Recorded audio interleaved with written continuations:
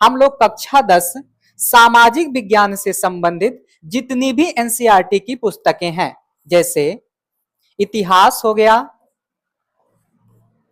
भूगोल हो गया, इधर आपका राजनीति विज्ञान हो गया, राजनीति शास्त्र, जिसे आप नागरिक शास्त्र भी कहते हो, और उसके बाद आपका एक विषय और हो जाएगा अर्थशास्त्र। क्या हो जाएगा? अर्थशास्त्र। तो साथियों, इन विषयों में से सबसे पहले हम लोग यानी कि आज से अर्थशास्त्र के विषय में पढ़ेंगे, और इस अर्थशास्त्र में टोटल हमें 5 अध्याय पढ़ना है, जिसमें से आज मैं आपको पहला अध्याय बिल्कुल आसान भाषा में, बिल्कुल आसान तरीके से पढ़ाने वाला हूं, समझाने वाला हूं। पहले अध्याय का नाम है विकास, और इस विकास वाले चैप्टर में सबसे पहले तो हम लोग देखेंगे कि अर्थशास्त्र क्या है, अर्थव्यवस्था क्या है, विकास क्या है, विकास की क्या क्या परिभाषाएं हो सकती हैं, क्या क्या सीमाएं हो सकती हैं। और विकास में ही हम लोग कभी कभी क्या करते हैं, ग्रोथ को ही विकास समझ लेते हैं। तो क्या ग्रोथ ही विकास है? तो उसमें मैं कहूंगा नहीं, आगे मैं चीजों को समझाऊंगा। फिर इसी विकास वाले चैप्टर में मैं आपको साक्षरता दर वगैरह के बारे में बताऊंगा, प्रति व्यक्ति आय के बारे में बताऊंगा, शिशु मृत्यु दर वगैरह के विषय में बताऊंगा, सतत विकास के बारे में पढ़ाऊंगा, और भी तमाम चीजों के बारे में एक एक करके सारी चीजों को इस अध्याय में मैं आपको पढ़ाने वाला हूं। और बच्चा, आपकी एनसीईआरटी की किताब का नाम है आर्थिक विकास की समझ। आपकी एनसीईआरटी की किताब का नाम है आर्थिक विकास की समझ। तो आइए देरी ना करते हुए जल्दी से आगे बढ़ चलते हैं। इतनी बात आपको क्लियर हो गई होगी। जैसा कि मैंने आप सभी को बताया, जो ये आपकी किताब है 10वीं वाली, इसमें भैया अर्थशास्त्र की जो 10वीं की किताब है, इसमें टोटल हमें 5 अध्याय पढ़ना है। और यहां से आप सभी लिखना शुरू कर दीजिए, यहां से आप सभी लिखना शुरू कर दीजिए। आप अपना स्वयं का लिखा हुआ नोट्स अपने पास जरूर रखिए, क्योंकि जब परीक्षा नजदीक आएगी तो आप जो है 70-70, 80-80 पेज की किताब तो नहीं पलटने जाओगे। अगर पलटते भी हो तो शुरू से अंत तक नहीं पढ़ पाओगे। भाई इतनी मोटी मोटी किताब होती है, कौन पढ़ेगा? और परीक्षा का प्रेशर, और ऊपर से उसमें क्या महत्वपूर्ण है क्या महत्वपूर्ण नहीं है, कैसे जान पाओगे?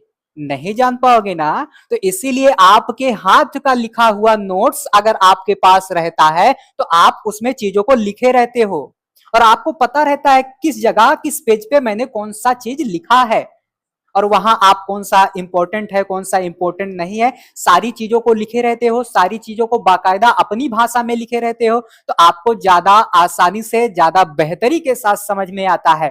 तो बाबू, इसीलिए मैं चिल्ला चिल्ला के कहता हूं कि नोट्स जरूर बनाना और यहां से लिखना शुरू कर दो। और मैं चीजों को एकदम आसान भाषा में भले ही समझा दूं, लेकिन 1 दिन 2 दिन 3 दिन बाद वह अपने आप भूलते चला जाएगा, और नोट्स रहेगा, तुरंत पलट के जो है देख लोगे तो मजा आ जाएगा, तुरंत सारी चीजें याद हो जाएंगी। तो भैया लिखना शुरू करो। पहले टॉपिक में यानी कि आज हम जो है विकास को पढ़ेंगे। आज हम लोग क्या पढ़ेंगे? सबसे पहले विकास को पढ़ेंगे। आज हम सबसे पहले विकास को पढ़ेंगे, फिर दूसरे अध्याय में हम भारतीय अर्थव्यवस्था के क्षेत्र के बारे में पढ़ेंगे, यानी कि प्राथमिक क्रियाएं, द्वितीयक क्रियाएं और तृतीयक क्रियाओं के बारे में हमें दूसरे अध्याय में पढ़ना है। तीसरे अध्याय में हम लोग मुद्रा और साख के विषय में पढ़ेंगे, और ये आपकी किताब जो है पैसे से ही संबंधित है। ठीक है, पैसे से ही संबंधित है, तो इसीलिए तीसरे अध्याय में पैसे को हम बहुत अच्छे तरीके से पढ़ेंगे, और ये चैप्टर आपका बहुत ही महत्वपूर्ण हो जाता है हर परीक्षा के लिए। फिर बाबू चौथे अध्याय में हम लोग वैश्वीकरण और भारतीय अर्थव्यवस्था के बारे में पढ़ेंगे, और 5वें और लास्ट अध्याय में हम लोग उपभोक्ता अधिकार के विषय में पढ़ेंगे, और इसी चैप्टर को समाप्त करने के बाद हमारी चर्चा पूर्णतः समाप्त मानी जाएगी। इतनी बात क्लियर हो गई होगी। तो भैया मैं हट गया, इसको जल्दी से उतार लो। आगे बढ़ते हैं। देखो, इसमें कुछ समझाने वाली बात नहीं है, और ये इसलिए जरूरी हो जाता है क्योंकि आप अर्थशास्त्र की किताब को पढ़ रहे हो। मार्केट में घूमने वाले गंदे लोग आपसे पूछ सकते हैं कि कौन सी किताब पढ़ रहे हो, आप कहोगे अर्थशास्त्र वाली किताब पढ़ रहे हैं। तो मार्केट में घूमने वाले गंदे लोग कहेंगे कि चलो बाबू बताओ अर्थशास्त्र क्या है।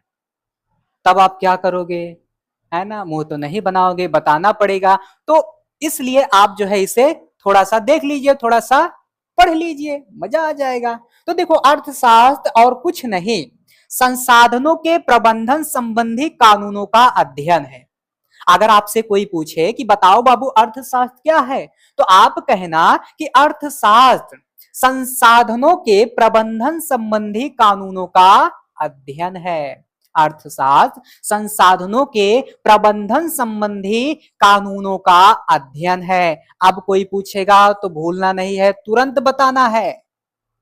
और फिर उसके बाद अगली बात इसमें क्या आती है, इसमें संसाधनों के प्रबंधन संबंधी सैद्धांतिक पक्षों को शामिल किया जाता है।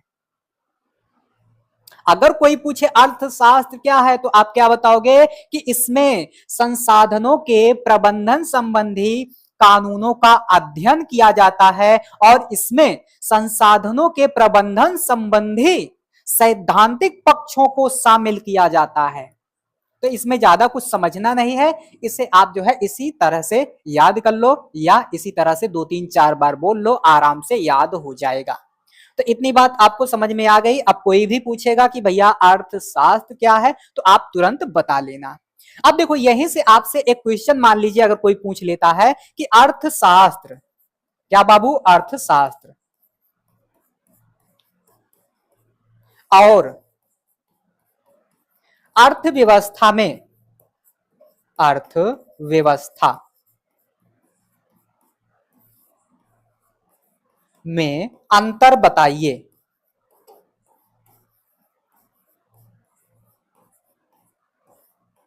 अर्थशास्त्र और अर्थव्यवस्था में अंतर बताइए। अगर कोई यह वाला क्वेश्चन पूछता है या इस प्रकार से पूछता है तो आपको सबसे पहले अर्थशास्त्र के विषय में बताना है, फिर उसके बाद यहां अर्थव्यवस्था के बारे में लिखा गया है इसके बारे में बताना है।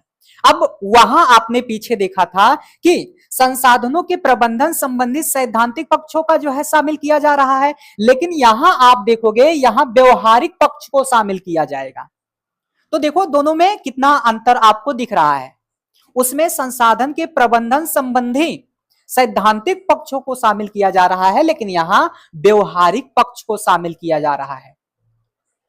और आपने अर्थशास्त्र की परिभाषा को देखा, अब यहां आप अर्थव्यवस्था के बारे में देख लो। इसमें आप देखोगे तो जनसंख्या की आवश्यकताओं के अनुसार, जनसंख्या की आवश्यकताओं के अनुसार, जबकि आपने अर्थशास्त्र में ऐसा कुछ भी नहीं देखा था। लेकिन यहां आपकी थोड़ी सी बढ़ जाएगी, आप कहोगे जनसंख्या की आवश्यकताओं के अनुसार संसाधनों का प्रबंधन करना अर्थव्यवस्था के अंतर्गत आता है। अर्थव्यवस्था के अंतर्गत क्या होता है भैया, तो जनसंख्या की आवश्यकताओं के अनुसार संसाधनों का प्रबंधन किया जाता है और इसमें संसाधनों के प्रबंधन का सिद्धांत व्यवहारिक पक्ष शामिल किया जाता है, व्यवहारिक पक्ष शामिल किया जाता है। तो ये छोटी सी चर्चा है, केवल आप जान लो, जानते रहो। अगर मान लीजिए कभी पूछा भी जाता है तो आप आराम से लिखकर चले आना। इसमें दोनों में कोई भी कुछ भी समझाने लायक चीज नहीं था। अगर होता तो मैं अच्छे से समझा देता। जितना लिखा गया है आप जो है, मैं हट जाता हूं, आप उतार लिया करिए। और वैसे भी मैं साइड में ही रहता हूं, मैं साइड हो जाता हूं, आप तुरंत जो है नोट कर लिया करिए। अब देखिए यहां भैया पहला अध्याय जो है हमारा मूल रूप से प्रारंभ हो चुका है। मूल रूप से हमारा पहला अध्याय प्रारंभ हो चुका है। आइए पहले अध्याय को पढ़ लेते हैं। पहले अध्याय में हमें विकास के बारे में जानना है। अब इसमें से बहुत सारे बच्चे होंगे जिनका नाम होगा विकास। बहुत सारे बच्चे ऐसे इस लेक्चर को देख रहे होंगे जिनका नाम होगा विकास। अब बाबू विकास, आप अपने ही बारे में बताओ, आप कौन हो? एनसीईआरटी आपसे पूछ रही है, एनसीईआरटी का पहला अध्याय दिया गया है बाबू विकास आप कौन हो, यानी कि विकास पर ही सवाल उठा दिया गया है। और विकास को ही जब आप पढ़ लोगे, विकास के बारे में आप जान लोगे, तो आपकी कहानी आसान हो जाएगी। अब यहां आप सभी यह मत लिखने लगना कि विकास मेरे बुआ का लड़का है, कक्षा 10वीं में पढ़ता है और इस समय ऑनलाइन जो है चीजों को देख रहा है। ऐसा बिल्कुल भी मत लिखना भैया, नहीं तो एग्जामिनर आपका नंबर तुरंत काट लेगा। आप सीधा सीधा लिखना कि विकास एक प्रक्रिया है। विकास एक प्रक्रिया है, अर्थात विकास कोई अंतिम लक्ष्य या अंतिम उद्देश्य नहीं है। जब कभी कोई आपसे पूछे कि बताओ बाबू विकास क्या है, तो आप कहना विकास एक प्रक्रिया है, यह कोई अंतिम लक्ष्य नहीं है। वही चीज यहां लिखा गया होगा, विकास एक अंतिम लक्ष्य नहीं है। अब अगर कोई मान लीजिए आपसे पूछ रहा है कि बताओ बाबू विकास कौन है, तो आप कहना कि विकास एक प्रक्रिया है, अर्थात विकास कोई अंतिम लक्ष्य नहीं है। इतनी बात मेरी आप सभी को समझ में आ गई होगी। इसका बाबू एक बार स्क्रीनशॉट लो अभी। अब देखो भैया, कभी कभी क्या होता है, हम ग्रोथ को ही विकास समझ लेते हैं, कभी कभी हम ग्रोथ को ही क्या समझ लेते हैं, विकास। लेकिन भैया ग्रोथ और विकास में कुछ अंतर है जिन्हें हमें यहां समझ लेना चाहिए। तो आइए सबसे पहले हम लोग समझेंगे ग्रोथ को। सबसे पहले हम लोग क्या समझेंगे, ग्रोथ को। तो भैया ग्रोथ क्या होता है, ग्रोथ यानी कि वृद्धि। आज आपके पास इतना अनाज है, कल आपके पास इतना अनाज हो गया, परसों जो है पूरी की पूरी गोदाम हो गई। तो यानी कि आज आपके पास थोड़ा है, धीरे धीरे धीरे धीरे धीरे धीरे चीजों में क्या हो रही है, अनाज में क्या हो रही है, वृद्धि हो रही है, यानी कि बढ़ रहा है। आज आपके पास 10 रुपया है, कल 50 हो जाएगा, परसों लाख हो जाएगा, आगे 2 लाख हो जाएगा, फिर उसके बाद 4 लाख हो जाएगा। अब ये मत सोचना कि सर आपने बोल दिया था हमारे पास लाख रुपया आया ही नहीं। तो बाबू ऐसे नहीं आएगा, आपको कमाना पड़ेगा, आपको पढ़ना पड़ेगा, चीजों को मन लगा के नौकरी लेना पड़ेगा, तब जाके आपके पास पैसा आएगा। पैसा भी देखता है कि मैं किसके पास जाऊं, कौन मुझे संभाल पाएगा। समझ में आ रही है बात? तो हम क्या करते हैं, ग्रोथ को ही विकास समझ लेते हैं, ग्रोथ को ही डेवलपमेंट समझ लेते हैं, लेकिन इसमें कुछ अंतर है, उन अंतरों को हमें समझ लेना चाहिए। ग्रोथ का मतलब होता है वृद्धि। क्या भैया, वृद्धि, ग्रोथ हो रही है। अब ये ग्रोथ जो है कहां हो सकती है भैया, आय में हो सकती है, जनसंख्या में हो सकती है, संपत्ति में हो सकती है, अनाज में हो सकती है। यानी कि अगर आय में वृद्धि हो रही है, आय आपकी बढ़ रही है, तो आप कहोगे कि आय में वृद्धि हो रही है। अगर जनसंख्या बढ़ रही है, आज आपके घर में 5 मेंबर हैं, 5 सदस्य हैं, आगे चल के 10 हो जाएंगे, तो आप कहोगे मेरा परिवार बढ़ रहा है। तो भैया जनसंख्या में वृद्धि हो जाएगी। आज आपके पास एक घर है, कल आपने 4, 6, 10 घर ले लिया, फिर आप कहोगे संपत्ति में वृद्धि हो रही है।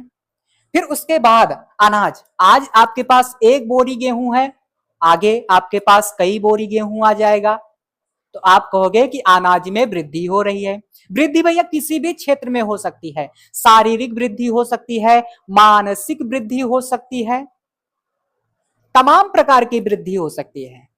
यहां तो मैंने कुछ उदाहरण ही रखा है, नहीं तो आप कहो कि सर बस इतने ही वृद्धि होती है। भैया वृद्धि जो है हर एक क्षेत्र में कई प्रकार की हो सकती है, अलग अलग हो सकती है ना।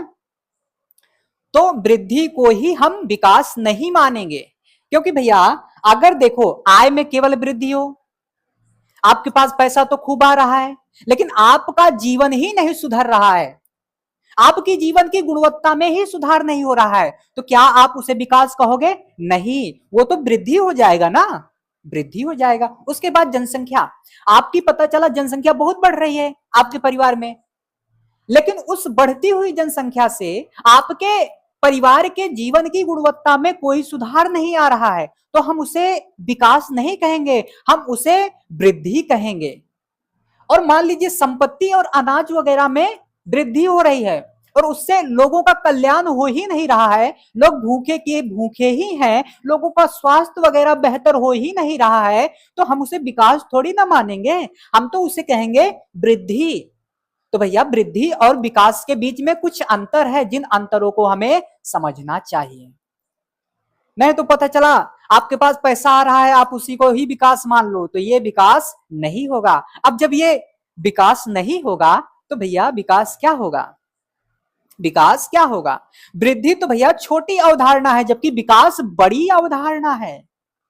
अभी मैं आगे बताऊंगा कि विकास क्या है। तो यहां जो है वृद्धि को कुछ इस रूप में दिखाया गया है। पहला रूप जो है पैसे के रूप में दिखाया गया है कि आज इतना है कल इतना है, फिर आगे चल चल के जो है बढ़ता चला जा रहा है, इसे आप कहोगे वृद्धि। एक पौधा जो है आज छोटा है, कल इतना हो गया, फिर इतना हो गया, यानी कि पौधे में क्या हुआ भैया? वृद्धि हुआ।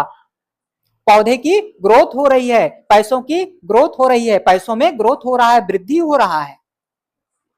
तो ये तो हो गई वृद्धि। मान लीजिए 50 ठो रोड आप बनवा दिए, लेकिन उस रोड से लोगों का कोई भला ही नहीं हो रहा है, लोगों के जीवन की गुणवत्ता में कोई सुधार ही नहीं आ रहा है। अब भी लोग जो है उस सड़क से नुकसान ही हो रहा है लोगों का, तो क्या उसे विकास कहेंगे? ना बाबू ना, उसे विकास नहीं, उसे ग्रोथ कहेंगे। क्या कहेंगे? ग्रोथ। इतनी बात समझ में आई? ग्रोथ आपको समझ में आ गया होगा। इतना सबसे पहले आप जो है नोट करिए। जब आपने ग्रोथ को समझ लिया तो अब डेवलपमेंट को समझने में कोई भी दिक्कत नहीं आएगी, इसकी गारंटी मैं आपको दे सकता हूं पहले ही। आइए बाबू देख लेते हैं डेवलपमेंट को। डेवलपमेंट यानी कि विकास। अब विकास के बारे में एक लाइन तो मैंने यहां पहले ही बता दिया, और दूसरी बात मैंने बताया कि कुछ लोग ग्रोथ को ही विकास मान बैठते हैं, लेकिन इसमें कुछ अंतर है जिसे हमें समझना चाहिए। अब देखो भैया, यहां कहा जा रहा है वृद्धि। वृद्धि के साथ साथ, नोट रहे पॉइंट, बड़ी सावधानी पूर्वक समझना। अगर समझ लेते हो तो कहानी आसान हो जाएगी, और रट्टा मारते जाओगे तो रटा रटाया ज्ञान ज्यादा देर तक नहीं रहता। तो इसीलिए समझने पर ज्यादा ध्यान दीजिएगा। समझ में आ रही होंगी बातें? देखो भैया, अब पीछे हमने पढ़ा वृद्धि, अब उसी वृद्धि के साथ साथ लोगों के जीवन की गुणवत्ता में भी वृद्धि हो, तब हम उसे विकास कहेंगे। मान लीजिए वृद्धि होते गया होते गया होते गया, लोगों के जीवन की गुणवत्ता में सुधार ही नहीं हो रहा है, तो हम उसे विकास थोड़ी ना मानेंगे, हम तो उसे भैया क्या मानेंगे? ग्रोथ मानेंगे, उसे हम वृद्धि मानेंगे। तो क्लियर हो गई होगी बातें। देखिए, इतना ज्यादा समझाने का एक ही मकसद रहता है कि आपको चीजें आत्मसात हो जाएं, यानी कि आपको केवल एक ही बार पढ़ना पड़े, दोबारा देखने की जरूरत ना पड़े। इसीलिए जो है चीजों को 2 बार 3 बार 4 बार 5 बार बता दिया जाता है, ताकि आपको आसानी से चीजें समझ में आ जाए। एक बार इसे फिर से समझ लो। वृद्धि के साथ साथ, पीछे हमने वृद्धि के बारे में जान लिया है, वृद्धि के साथ साथ लोगों के जीवन की गुणवत्ता में भी सुधार हो, तब हम उसे विकास कहेंगे। इतनी बात क्लियर हो गई होगी बाबू। अब इसका जो है आप स्क्रीनशॉट ले लीजिए, या इसे तुरंत का तुरंत वीडियो रोक के उतार लीजिए। आगे बढ़ते हैं। आगे अब आप देखोगे, क्या सभी लोगों के लिए, पेन बदलते हैं थोड़ा सा, क्या सभी लोगों की विकास या प्रगति के बारे में एक जैसा विचार है? एक बार फिर से पढ़िए। क्या सभी लोगों की विकास या प्रगति के बारे में एक जैसा विचार है? तो आप इसका उत्तर देंगे नहीं, संभवतः नहीं, यहां लिख भी दिया गया है। आप देखो भैया, अगर मान लीजिए एक विद्यार्थी है, विद्यार्थी के लिए उसे अच्छा खासा जो है उसका फीस वगैरह जमा हो जाए, उसे अच्छी खासी किताबें मिल जाए, फिर वह तैयारी कर ले, तैयारी करके बाद कोई सा पेपर दे ले, पेपर देने के बाद उसकी नौकरी लग जाए, नौकरी लगने के बाद उसका जीवन थोड़ा सुधर जाए, तो विद्यार्थी के लिए यह विकास हो जाएगा। वहीं अगर एक किसान की नजरिए से विकास को देखा जाए तो किसान के लिए क्या चाहिए भैया, उसका खेती वगैरह होना चाहिए, अनाज वगैरह जो है अच्छे से उगना चाहिए, समय समय पे उसको पानी वगैरह मिलना चाहिए, खेतों में छिड़कने के लिए कीटनाशक वगैरह उसको समय समय पर उपलब्ध हो जाए, और उसके बाद उसके परिवार का भरण पोषण हो जाए, वह अपने परिवार का पालन पोषण कर ले, तो ये किसान के लिए विकास हो जाएगा। यानी कि किसान को यह चीज मिलना चाहिए। किसान के नजरिए से अगर विकास को देखा जाए तो वह उसके लिए यही विकास है। अगर किसी महिला के नजरिए से विकास को देखा जाए तो भैया महिलाओं को समानता, स्वतंत्रता और अधिकार वगैरह मिलना चाहिए, पहली बात। और उसके बाद उन्हें घर में सभी मिलजुल कर काम करे, ऐसा वह चाहती हैं। उसके बाद उन्हें मान सम्मान वगैरह सब कुछ मिले, ऐसी अपेक्षा वो लोग करती हैं। तो अगर महिलाओं के नजरिए से देखा जाए तो उनके लिए ये विकास हो जाएगा, है ना। जैसे बालिका है छोटी सी, मान लीजिए पढ़ रही है, तो उसे क्या चाहिए, फ्रीडम चाहिए, उसके काम काज में और लोग भी हाथ बटाए, वह अपने मनमर्जी का कर सके। तो एक महिला और बालिकाओं की नजरिए से यह विकास हो जाएगा। वहीं अगर एक उद्योगपति के नजरिए से विकास को देखा जाए तो भैया उद्योगपति क्या चाहेगा, उसकी खूब बड़ी बड़ी फैक्ट्रियां लग जाएं, उसके पास ढेर सारा पैसा है, उसके यहाँ जो है ढेर सारे लोग काम करें, है ना, और उसका जीवन जो है बेहतर हो जाए, उसका बिजनेस जो है अच्छा चल जाए। तो बिजनेसमैन या उद्योगपति के नजर से अगर हम लोग देखेंगे तो उसके लिए विकास के मायने अलग हो जाएंगे। तो इसीलिए हम यहां कहेंगे कि विकास के लक्ष्य सभी के लिए अलग अलग हो सकते हैं। विकास के लिए सभी के नजरिए अलग अलग हो सकते हैं। यहां मैंने कई उदाहरणों के माध्यम से आपको समझा दिया।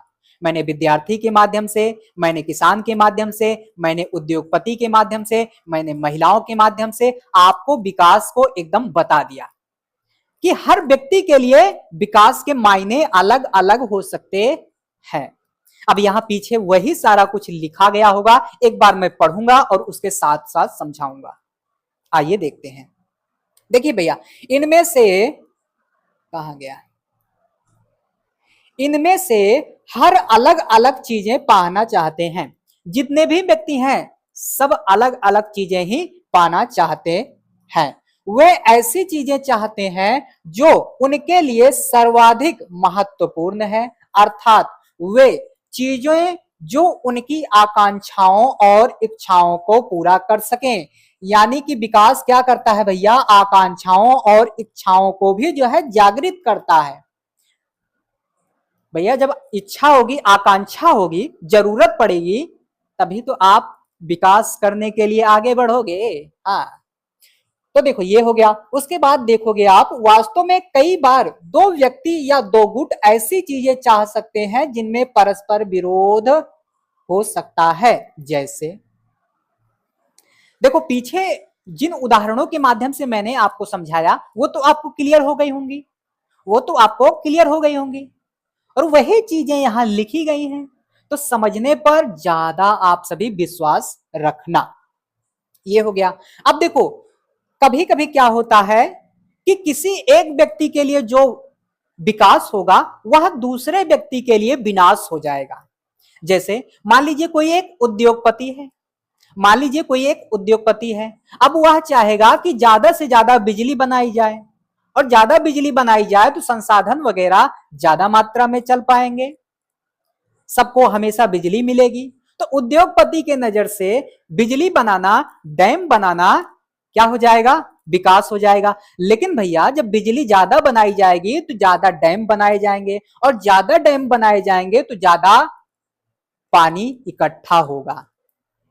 ज्यादा पानी इकट्ठा होगा तो ऐसे में कहीं कहीं आप देखोगे जल भराव हो जाएगा, बाढ़ जैसी स्थितियां उत्पन्न हो जाएंगी, जमीन जलमग्न हो जाएंगे।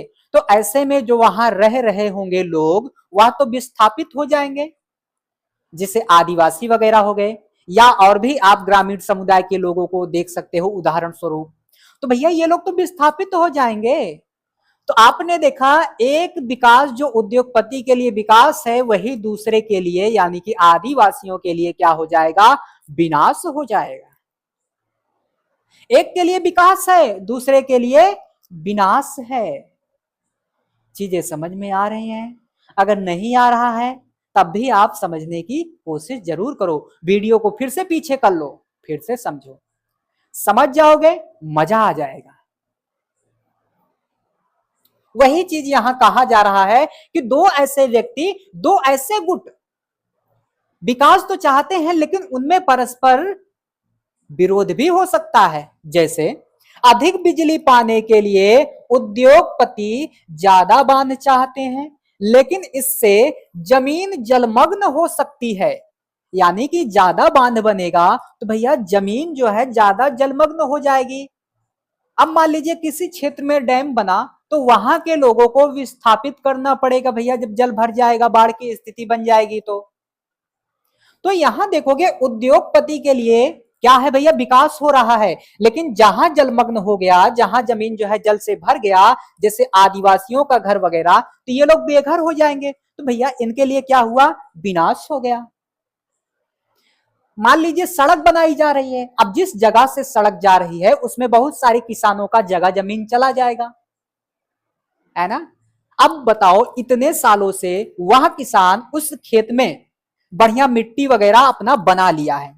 भैया आप खेतों में क्या करते हो, बार बार खाद वगैरह डालते हो ना, गोबर की हो गई और भी तमाम खादें हो गई।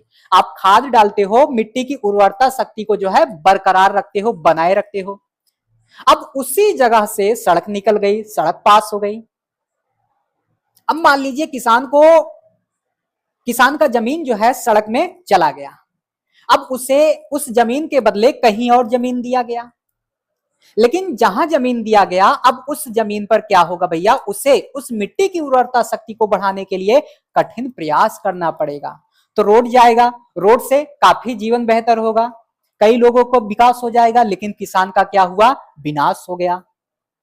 वहीं आप नहर का उदाहरण ले लो, मान लीजिए सिंचाई वगैरह के लिए नहरों की जरूरत पड़ती है। अब नहर खोदा गया, अब जिस जगह से नहर जा रहा है उसमें बहुत सारे लोगों का घर वगैरह भी चला जाएगा, बहुत सारे किसानों का जमीन भी चला जाएगा, वो लोग क्या हो जाएंगे, विस्थापित हो जाएंगे। यानी कि एक के लिए तो विकास हो रहा है, लेकिन दूसरे के लिए विनाश हो रहा है। यही चीजें हमें यहाँ अच्छे से समझना था। अब भैया इसका एक बार स्क्रीनशॉट ले लो या वीडियो रोक के तुरंत उतार लो। आगे बढ़ते हैं।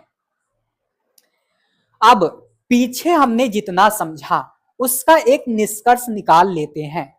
पीछे हमने जितना समझा उसका एक बेहतर निष्कर्ष निकाल लेते हैं। अब निष्कर्ष में हमें दो बातें साफ साफ दिख जाएंगी। निष्कर्ष में हमें दो बातें एकदम साफ साफ दिख जाएंगी कि विकास के लक्ष्य अलग अलग लोगों के लिए अलग अलग हो सकते हैं। मैंने पीछे बहुत बार समझा दिया, अब यहां भैया बिल्कुल भी नहीं समझाऊंगा। तो यहां दो बातें साफ साफ निकल के आ गई कि अलग अलग लोगों के लिए विकास के लक्ष्य जो है वो अलग अलग हो सकते हैं। अलग अलग व्यक्ति के नजरिए से विकास के मायने अलग अलग हो जाएंगे, बदल जाएंगे। और दूसरी बात यहां आप देखोगे, एक के लिए जो विकास है वह दूसरे के लिए विकास ना हो, यहां तक कि वह दूसरे के लिए विनाश भी हो सकता है। कई उदाहरणों के माध्यम से मैंने पीछे आपको समझा दिया, अब बिल्कुल भी नहीं बताऊंगा। अगर दोबारा आपको समझना है तो वीडियो को पीछे कीजिए, आसानी से समझ लीजिए। आगे बढ़ते हैं भैया। आगे आगे यहां हमें औसत आय के बारे में जानना है। अब ये औसत आय क्या होती है, आप तमाम परीक्षाओं में देखोगे तो एमसीक्यू टाइप का क्वेश्चन यहां से पूछ लिया जाता है। तो आइए जान लेते हैं औसत आय के बारे में। औसत आय जो कि देश की कुल आय को कुल जनसंख्या से भाग देकर निकाली जाती है। औसत आय को प्रति व्यक्ति आय भी कहा जाता है। तो यहां आप देखो, इसी औसत आय को प्रति व्यक्ति आय भी कहा जाता है। तो यहां आप देखोगे देश की कुल आय निकालो एक बार मेरे साथ।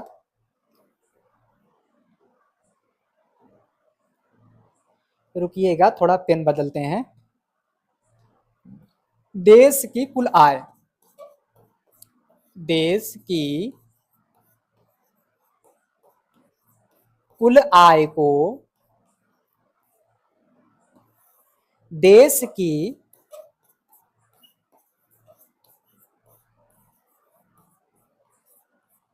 कुल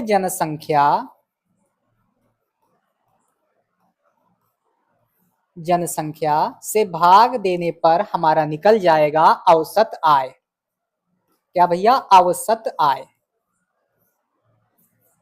और मैंने आपको बताया कि इसी औसत आय को प्रति व्यक्ति आय भी कहा जाता है। प्रति व्यक्ति आय भी कहा जाता है। तो समझ में आ गया होगा, देश की कुल जनसंख्या को यानी कि देश की कुल आय को देश की कुल जनसंख्या से भाग देकर हम क्या निकालते हैं? औसत आय को निकालते हैं, और इसी औसत आय को प्रति व्यक्ति आय कहा जाता है। अभी आप 10वीं में हैं, 10वीं में केवल इतना ही जानो। आगे जैसे आप 11वीं वगैरह में पढ़ोगे, 12वीं वगैरह में पढ़ोगे, तो इसका थोड़ा और भी विस्तार वर्जन आ जाएगा। अभी इसके बारे में और भी चीजें मैं बताऊंगा कि किस देश की आय कितनी होनी चाहिए, तो वह विकसित कहलाएगा, निम्न आय वाला कहलाएगा, या मध्य आय वाला कहलाएगा। अभी इसी के बारे में आगे और भी चर्चा आएगी, लेकिन आप जो है इसे इस ही रूप में जानो। इतनी बात आपको क्लियर हो गई होगी। आइए आगे बढ़ चलते हैं। यहां आप देखोगे विश्व बैंक की विश्व विकास रिपोर्ट के अनुसार, विश्व बैंक की विश्व विकास रिपोर्ट के अनुसार वर्ष 2017 का यहां एक आंकड़ा दिया गया है, और उसी आंकड़े के अनुसार हम लोग जो है यह जानने की कोशिश करेंगे कि कौन सा देश विकसित कहलाएगा, कौन सा देश मध्य आय वाला कहलाएगा, कौन सा देश निम्न आय वाला देश कहलाएगा, कौन सा देश विकासशील देश कहलाएगा। तो हम लोगों ने 2017 का एक आंकड़ा लिया, और उस आंकड़े के आधार पर हम लोग इन चीजों को जानेंगे। तो वर्ष 2017 में प्रति व्यक्ति आय यूएस डॉलर 12,056 प्रति वर्ष या उससे अधिक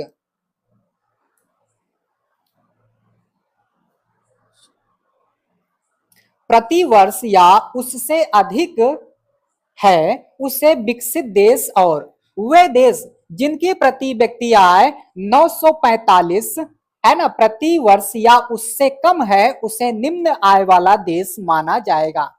देखो भैया, यहां यही कहने का प्रयास किया जाएगा, जिस देश की प्रति व्यक्ति आय है ना, जिस देश की प्रति व्यक्ति आय इतना है। ये देखिए, आंकड़े पर आप मत जाना, आंकड़े बदलते रहते हैं, आंकड़ों पर मत जाना, आंकड़े बदलते रहते हैं। नहीं तो क्या करो, आप इसको भी याद करने लगो, तो ये सब आपको याद नहीं करना है। हाँ, परीक्षा में लिखना हो, अगर लिखित परीक्षा हो, तब आप जो है लेटेस्ट नया वाला आंकड़ा जो हो उसको आप यूज करना।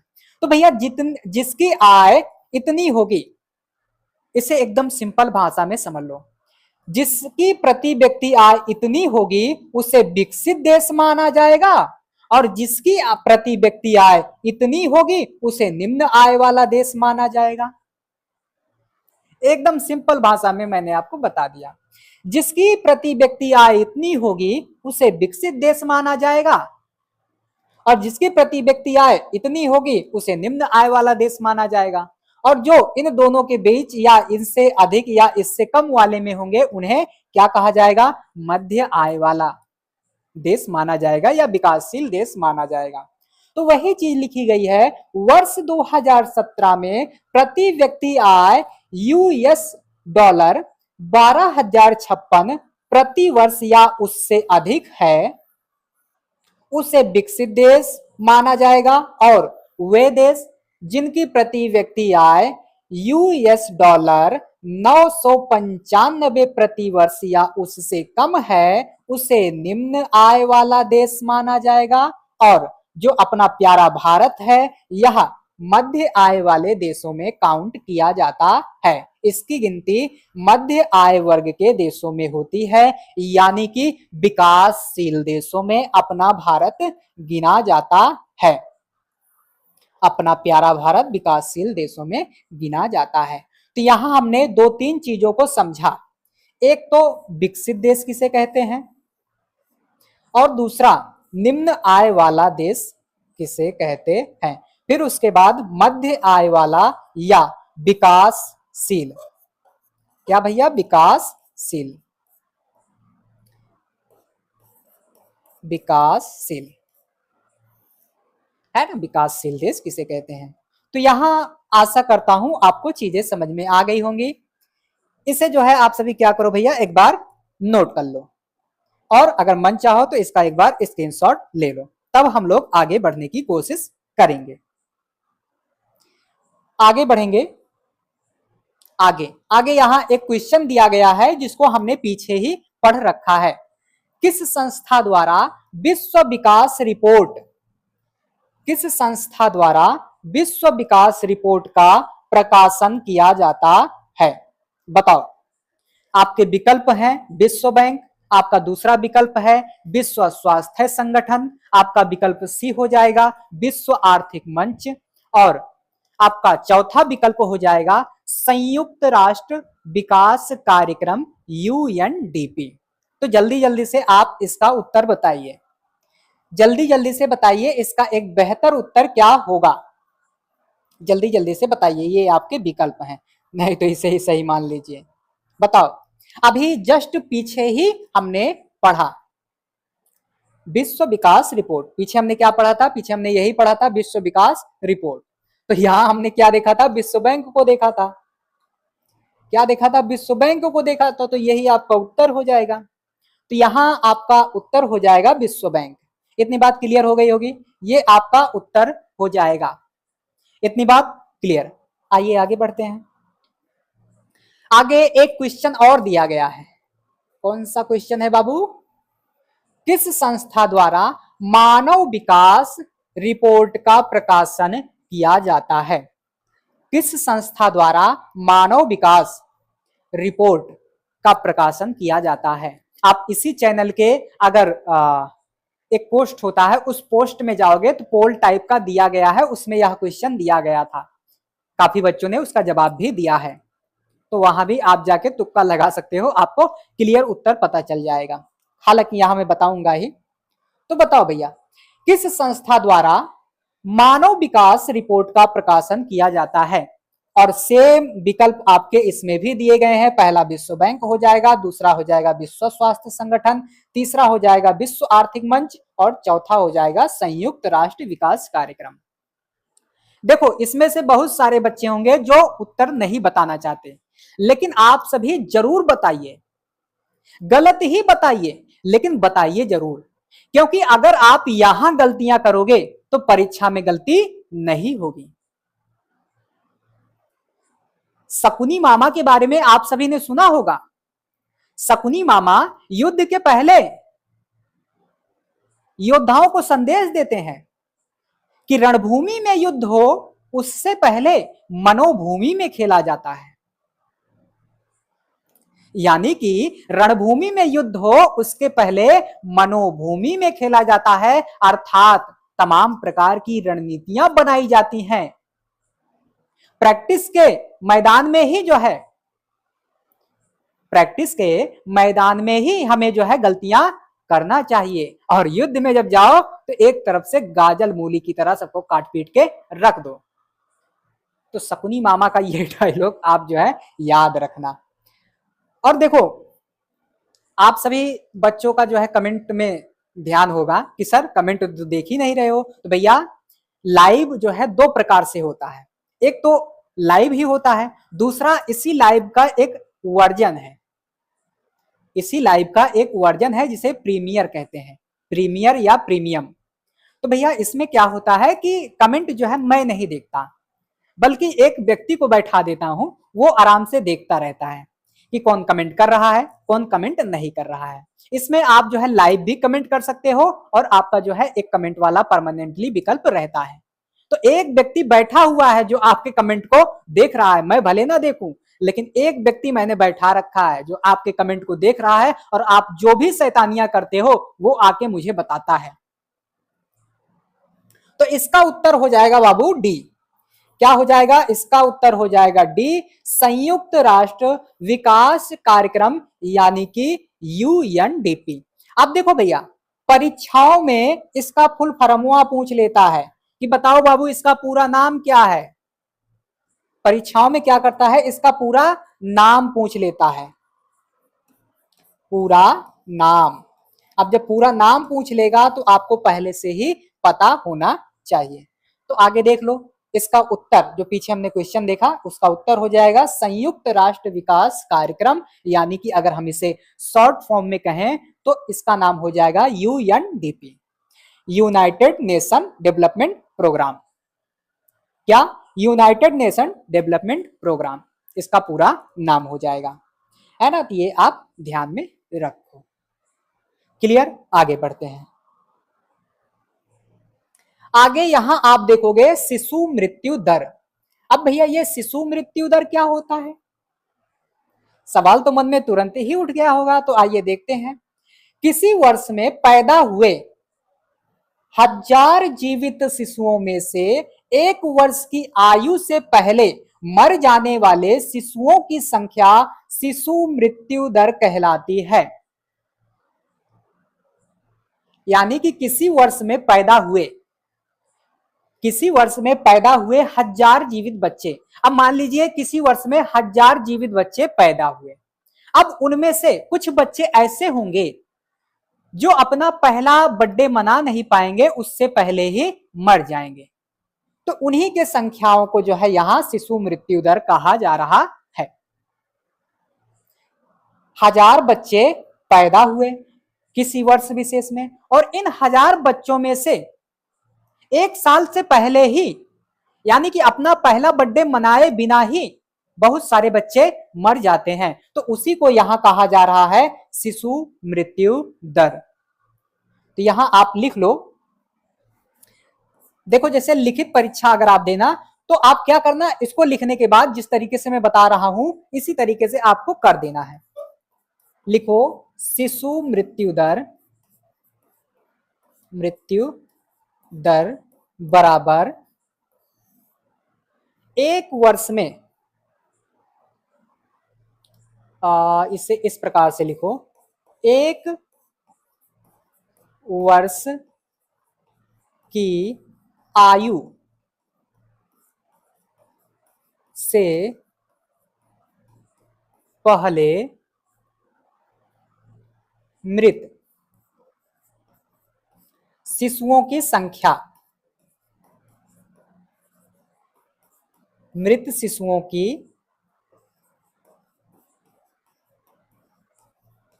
संख्या। फिर उसके बाद यहां आप कर लेना गुणे 1000, है ना, गुणे 1000। फिर यहां आप लिखना कुल जीवित शिशुओं की संख्या, कुल जीवित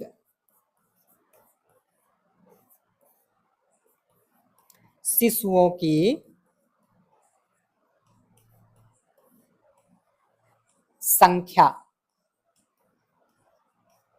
तो इस तरह से हम लोग जो है शिशु मृत्यु दर को निकालते हैं। इस तरीके से हम लोग क्या करते हैं, शिशु मृत्यु दर को निकालते हैं। इतनी बात समझ में आई? अगर ना समझ में आई एक बार वीडियो को फिर से जो है आप देख लीजिए, एक बार फिर से आप जो है वीडियो को पीछे करके देख लीजिए तो आपको और क्लियर समझ में आ जाएगा। देखो हमने कहा किसी वर्ष में पैदा हुए, मान लीजिए 1000 बच्चा पैदा हुआ। अब उन 1000 बच्चों में से सारे तो जीवित नहीं रह पाएंगे, तो उन 1000 बच्चों में से बहुत सारे बच्चे 1 वर्ष से पहले अपना पहला बर्थडे मनाया भी नहीं पाए, उसके पहले ही मर गए। तो उन्हीं की संख्याओं को यहाँ शिशु मृत्यु दर कहा जा रहा है, और शिशु मृत्यु दर को इसी प्रकार से निकाला जाता है। यहाँ आपको सबसे पहले लिखना है शिशु मृत्यु दर बराबर 1 वर्ष की आयु से पहले मृत शिशुओं की संख्या, फिर नीचे आपको लिखना है कुल जीवित शिशुओं की संख्या, और आपको गुणे 1000 कर देना है, और आपकी निकल के आ जाएगी शिशु मृत्यु दर। इतना समझने में कोई भी दिक्कत आपको नहीं आई होगी। आइए आगे बढ़ते हैं। आगे भैया यहां दिया जा रहा है साक्षरता दर। अब ये साक्षरता दर कौन सी बला है, कहां से आ गई है साक्षरता दर, मन में सवाल तो उठ रहा होगा। और फिर इसी के साथ हमें पढ़ना है लिंगानुपात।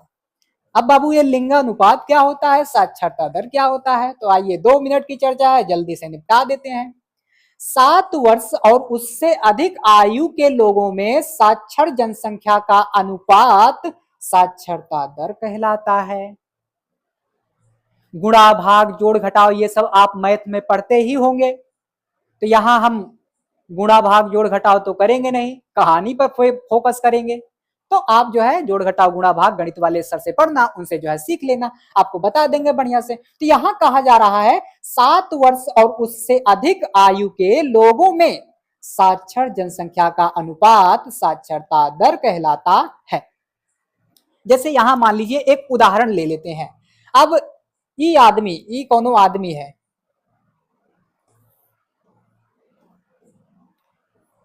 एक आदमी हो गया, फिर उसके बाद दूसरा आदमी इधर हो गया, है ना, हाथ बनाओ, ये आदमी हो गया, अब ये आदमी हो गया, है ना, खूब सारा आदमी यहाँ बना डालो ऐसे जल्दी जल्दी, तुरंत तुरंत जल्दी जल्दी जो है, देखो कौन फास्ट बनाता है। ये सब आदमी हो गए, कुछ लोग इनको पौधा समझ रहे होंगे, अरे पगला पौधा मत समझ, ये आदमी है, पौधा मत समझ, ये आदमी है पगला, है ना। अब देखो यहां कहा जा रहा है 7 वर्ष और उससे अधिक आयु के लोगों में साक्षर जनसंख्या। अब मान लीजिए इसमें से बहुत सारा लोग 7 वर्ष के हैं और उससे अधिक वर्ष के हैं। अब इन्हीं में से कुछ लोग क्या होंगे, पढ़े लिखे होंगे, कुछ लोग होंगे अनपढ़। इन्हीं में से कुछ लोग पढ़े लिखे होंगे, कुछ लोग होंगे अनपढ़, और जो पढ़े लिखे होंगे इनमें से उन्हीं की संख्या के बारे में यहाँ बात की जा रही है। उन्हीं को हम कहेंगे साक्षरता दर, यानी कि इतने में से कितने लोग साक्षर हैं, इतना सारा मनई है, इन सारे मनई में, इन सारे मानुष में कितना लोग पढ़ा है, कितना आदमी पढ़ा है, उसी को कहा जा रहा है बाबू साक्षरता दर। वह साक्षरता दर है और कोनो तोपना है, यह है साक्षरता दर। बुझाइल, हाँ बुझा गई होगी। एक बार फिर से समझ लो, 7 वर्ष और उससे अधिक आयु के लोगों में, आप समझ लीजिए इसमें से कुछ लोग 7 वर्ष के हैं या उससे अधिक वर्ष के हैं, इतना समझ में आया, बोलो हाँ। हाँ, उन्हीं लोगों में से साक्षर जनसंख्या का अनुपात साक्षरता दर कहलाता है। अब इतने सारे लोगों में से जितने लोग पढ़े हैं उन्हीं का अनुपात क्या कहलाएगा, साक्षरता दर कहलाएगा। इतना समझ में आ गया होगा। अब साक्षरता दर की बात तो समाप्त हो गई, आइए लिंगानुपात पढ़ लेते हैं। लिंगानुपात क्या होता है, और जो सारी चीजें मैं बता रहा हूं इनको आप हल्के में मत लेना। कोई भी परीक्षा हो, 1 लाइनर टाइप का क्वेश्चन जो है ऐसे फेंक देता है एग्जामिनर, ललचाता है कि आजा आजा आजा, ले ले ले ले ले, सरल क्वेश्चन ले, तो इस तरह से आपको ये क्वेश्चन दिखा के ललचाता है, रोटी फेंकता है आपके सामने। तो हल्के में मत लेना इन क्वेश्चनों को, बढ़िया से बाकायदा पढ़ना। आप देखो भैया यहाँ लिंगानुपात क्या होता है, प्रति 1000 पुरुषों पर महिलाओं की संख्या, जैसे मान लीजिए यहाँ 1000 पुरुष हैं, ये समझ लो हजारों पुरुष हैं, ये हजारों पुरुष हो गए, है ना, हजारों पुरुष हो गए। अब इन्हीं में से महिलाओं की संख्या, 1000 पुरुषों पर महिलाओं की संख्या, मान लीजिए महिलाओं की संख्या कितना कर दें, चलो 700 कर देते हैं, है ना, महिलाओं की संख्या 700 कर देते हैं। तो वही चीज यहां बताया जा रहा है, प्रति 1000 पुरुषों पर महिलाओं की संख्या लिंगानुपात कहलाता है। समझ में आई बात, 1000 पुरुषों पर महिलाओं की संख्या लिंगानुपात कहलाता है। प्रति यानी कि प्रत्येक 1000 पुरुषों पर महिलाओं की संख्या लिंगानुपात कहलाता है। समझ में आ गई बात, आगे बढ़ा जाए, इसका स्क्रीनशॉट वगैरह ले लो। ये बहुत सारा मानुष यहाँ खड़ा हुआ है, आपका स्वागत कर रहा है। ये लोग जो 14 से 15 वर्ष के स्कूल जाने वाले बच्चे हैं उनकी संख्या यहाँ हो जाएगी। अब इसी में से बहुत सारे ऐसे बच्चे होंगे जो गधे होंगे, बेवकूफ होंगे, बेहल्ले होंगे, कहेंगे पापा हम स्कूल नहीं जाएंगे, कितनों भी मार लो हम नहीं जाएंगे। तो कुछ बच्चे इसी अवस्था के होंगे, इसी उम्र के होंगे जो स्कूल नहीं जाएंगे, और उसमें से कुछ के पास पैसा नहीं होगा, पैसे की वजह से वो स्कूल नहीं जा पाएंगे। तो यहां वही चीज कहा जा रहा है, 14 से 15 वर्ष की आयु के स्कूल जाने वाले कुल बच्चों में आप देखोगे 14 से 15 वर्ष की यानी कि उसी वर्ष की अवस्था के कुल बच्चों के प्रतिशत को हम क्या कहेंगे, निवल उपस्थिति अनुपात कहेंगे। वही चीज यहां लिखी गई है, देखो 14 तथा 15 वर्ष की आयु के स्कूल जाने वाले कुल बच्चों का उस आयु वर्ग के कुल बच्चों के साथ प्रतिशत निवल उपस्थिति अनुपात कहलाता है। वही चीज जो है आप इस प्रकार से करके निकाल सकते हो। अब भैया 14 से 15 वर्ष के कुल बच्चे हैं जो स्कूल जा रहे हैं, और इनमें से बहुत सारा गधा होंगे, ये स्कूल जाएंगे ही नहीं, और उसी का प्रतिशत क्या कहलाएगा, निवल उपस्थिति अनुपात कहलाएगा। ज्यादा कुछ भी नहीं करना है, एकदम सिंपल है। और इसी तरह से परीक्षाओं में क्वेश्चन गढ़ देता है, और परीक्षाओं में जब क्वेश्चन गढ़ देता है तो आपको क्लियर हुआ ही नहीं रहेगा इस तरीके से, तो आप फंस जाओगे। तो आप जो है चाहो तो इसका क्या कर सकते हो, स्क्रीनशॉट ले सकते हो।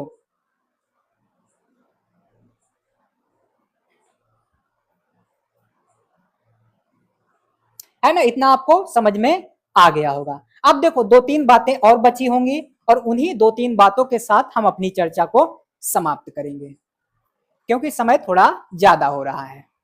देखो सार्वजनिक वितरण प्रणाली के बारे में यहां बात की जा रही है। आपने 9वीं में पढ़ा होगा, कक्षा 9th में पढ़ा होगा, प्राइवेट और सरकारी, है ना, निजी संस्थाएं और सार्वजनिक संस्थाएं, आपने 9th में पढ़ा होगा। और उसी सार्वजनिक संस्थाओं में से आपने एक चीज इसको देखा होगा, इसके बारे में वहां थोड़ा बहुत पढ़ा होगा। तो यहां हमारी चर्चाएं थोड़ा आसान हो जाएंगी। तो आइए छोटी सी चर्चा है, इसे जान लेते हैं। सार्वजनिक वितरण प्रणाली क्या होता है।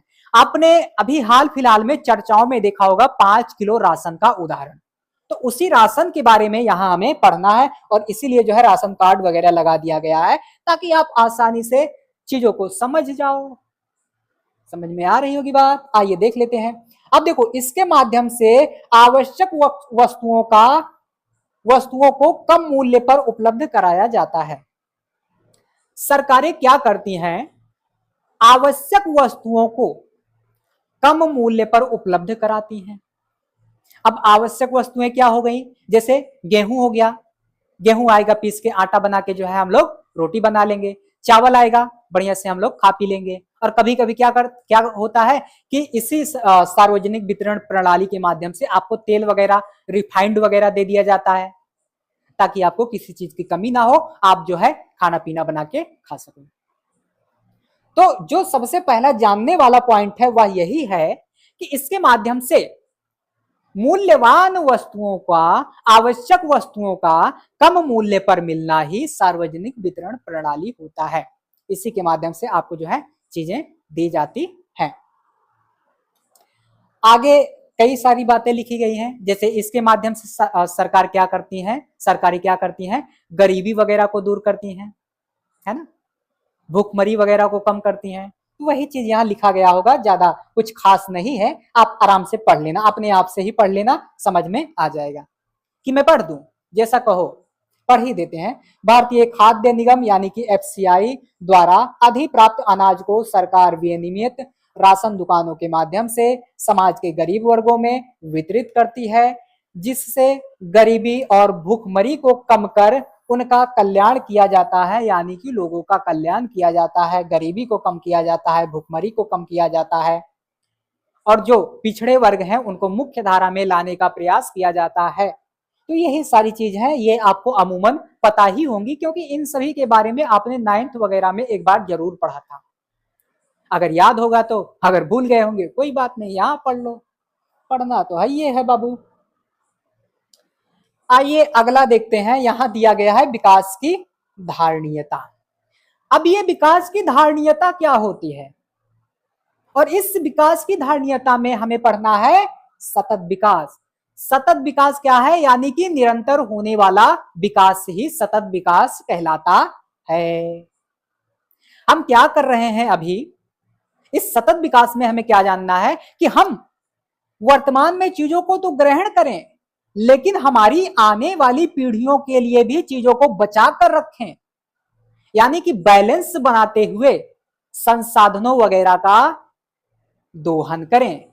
अब क्या करते हैं? कोयले वगैरह को निकालते जा रहे हैं, निकालते जा रहे हैं। भाई अगली पीढ़ी के लिए भी हमें बचा के रखना है। अगली पीढ़ी आएगी तो क्या करेगी? झुंझुना थोड़ी ना बजाएगी बाबू, उसके लिए भी बचा के रखना है।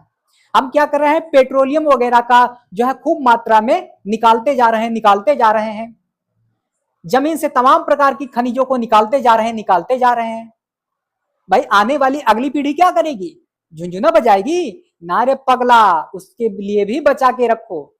हम भूमिगत जल को जो है निकालते जा रहे हैं, निकालते जा रहे हैं, और किसी साल अगर मौसम थोड़ा सा भी गड़बड़ा गया तो बाबू लेने के देने पड़ जाएंगे। पानी के बिना जो है कई सारे क्षेत्र तरस जाएंगे, त्राहिमाम त्राहिमाम मच जाएगा। तो इसीलिए सीमित दायरे में रहकर जो है हमें अपने प्राकृतिक संसाधनों का दोहन करना चाहिए और अपनी अगली पीढ़ी के लिए भी बचा के रखना चाहिए।